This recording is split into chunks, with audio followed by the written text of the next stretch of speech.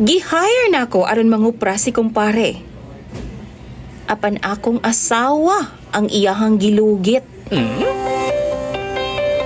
Itago na lang ko sa pangalang Andoy, DJ Sam. 55 anyos na ko og dunay tulo ka mga anak, apan parehas na silang dunay mga tagsa-tagsa ka pamilya. 50 anyos ko dihang namatay ang akong unang asawa, DJ Sam, tungod sa sakit sa baga nga TB. Umalang ang akong panginabuhian, DJ Sam, og duna pod ko'y kasarangpod nga koprasan. Mao pod ang akong source of income kaniadto pa. Human namatay ang akong asawa nga si Nida, nag-inusara na lang ko nga nanimuyo, DJ Sam.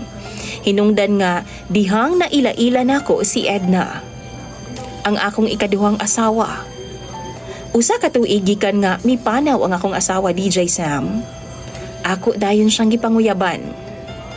Si Edna, DJ Sam, 41 anyos. Ug katabang siya sa among silingan.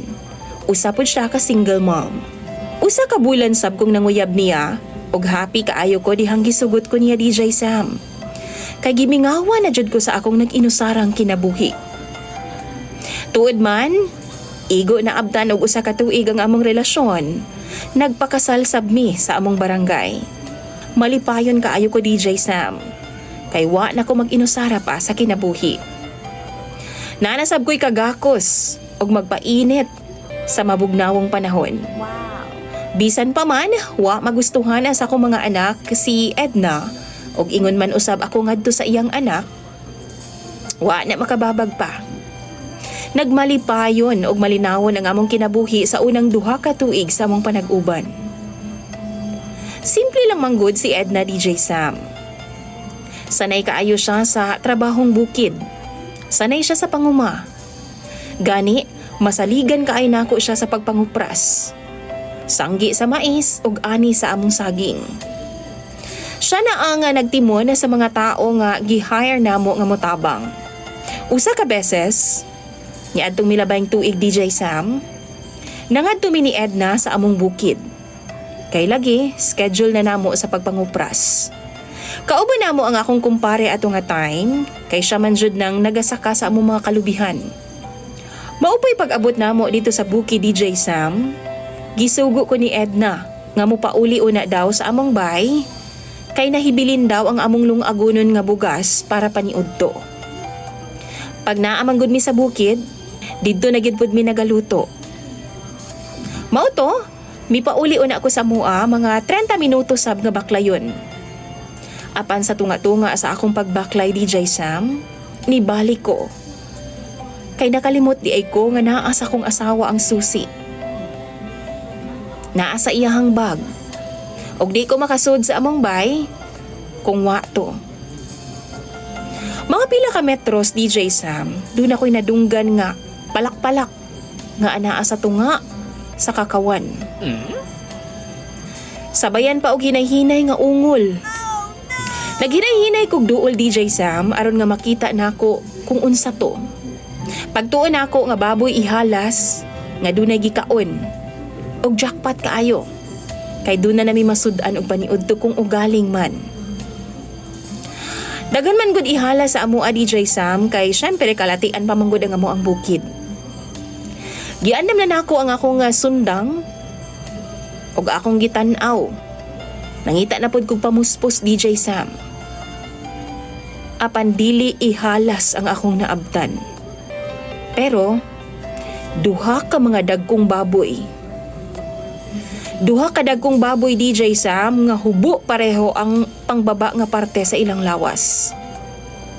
Sakit kaayo sa paminaw nako, DJ Sam, nga makita ang imong asawa nga nailaing kadula og kalayo sa imong atubangan. Wa sila makabantay nako kay si pare nakatalikod nga nagsakyod-sakyod sa akong asawa. Samantalang ang akong asawa siguro sa kalami nga ilahang gibati gapiyong-piyong pa. Gipikpik nako ang sampot sa akong kumpare, DJ Sam, sa sunda nga akong da. Ug didto na sila nakuratan. Labi pa nga pag-abli sa mga mata sa akong asawa, DJ Sam, ako ang mitambada sa iyang atubangan. Grabe na kong kontrol sa akong gibati na atong higayuna, DJ Sam.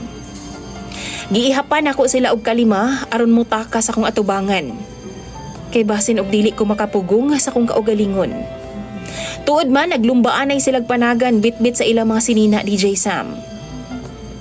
Wa na ko masayod pa kung asa sila paingon, basta mi pauli ko sa among panimalay nga dawa sa kong hunahuna.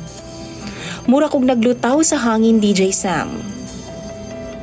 Pila ka bulan sab, una ko naka-move on sa tanan. Gidawat na lang nako nga wa na gyud si Edna sa akong kinabuhi. Gilingaw-lingaw na lang nako og tama ng akong sarili.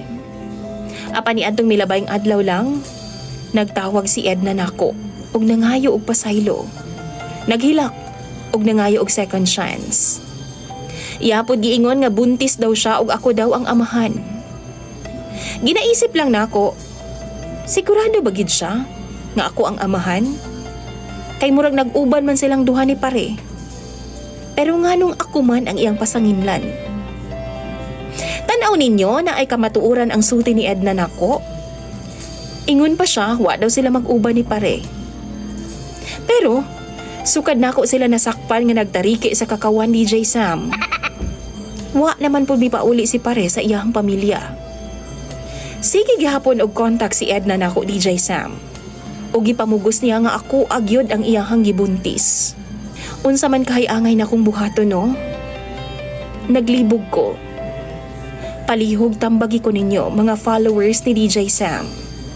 Imong tigpaminaw o follower DJ Sam, Andoy.